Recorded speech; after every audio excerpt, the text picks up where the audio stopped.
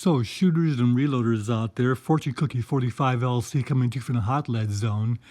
And a lot of you out there, Marlin 1894 owners or any Marlin lever action, have experienced the dreaded Marlin carrier jam. Well, what is that and what can you do about it?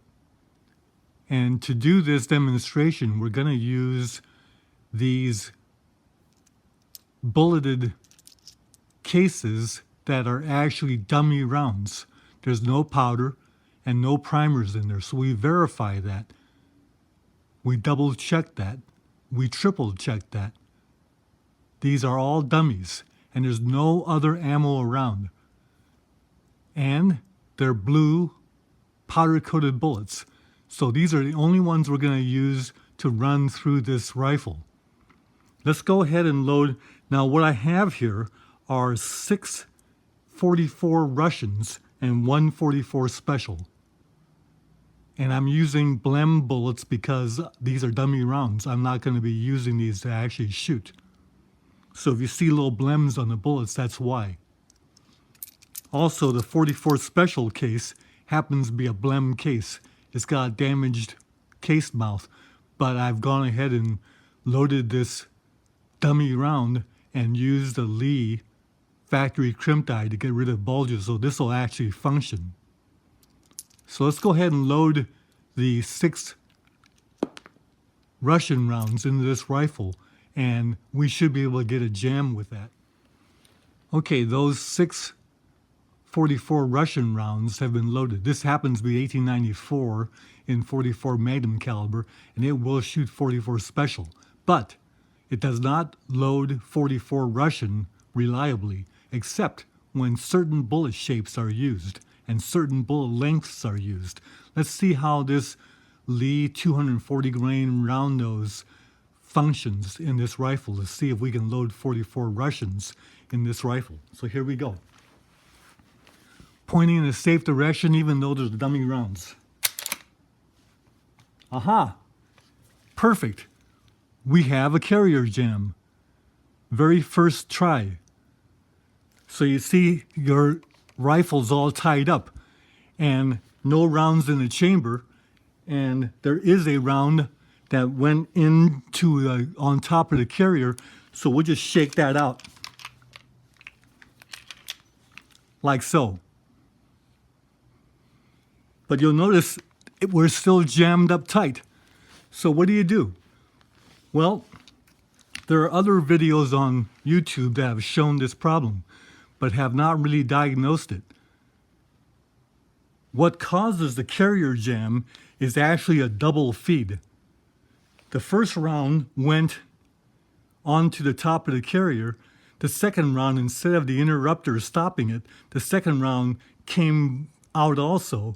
And it's that second round that's sticking out of the magazine that's tying up the carrier. So you can't even chamber the first round because the carrier can't come up. So therefore, your lever's stuck. Aha! Look at that. It freed itself up. So let's go ahead and run that again then. Aha! We got a carrier jam. So you see the short 44 Russian rounds, even with that round nose bullet, don't work. Let's shake that round out. There it is, it fell out. So now how do you clear the carrier jam? Well, what you'll hear is you gotta take this screw out, drop the lever, and basically take the gun apart, and then you can clear the jam. But here's a good way to do it out in the field, and that is there's no danger because there's no round in the chamber. And we're not going to chamber a round because it's stuck. Well, put the safety on if you got the safety. Good time for the safety to be used. Then what I use is a plastic paintbrush handle. You know, it's one of those little paintbrushes. You pull the little ferrule off and you've got this plastic thing left over. It's kind of a handle. And it works real well because you don't mar any of your steel that way. But all you do is you go in there and point the rifle in a safe direction, and you can see the round in there. All you got to do is pushed around back into the magazine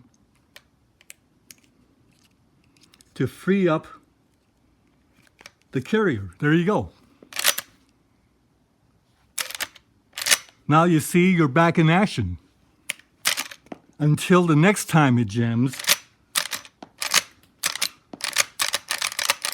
But you see the rest of the rounds fed. But still, that carrier jam's nasty.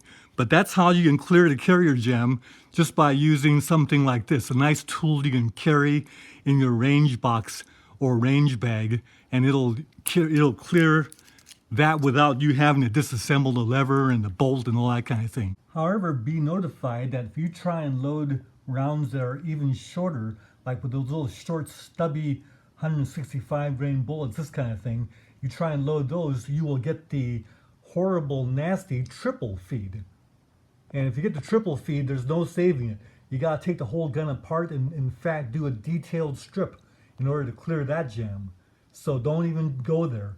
That's the best advice I can give you. So YouTubers out there, take care. And of course, your safety is on. So you'll need to take it off when you're ready to shoot again. Bye for now.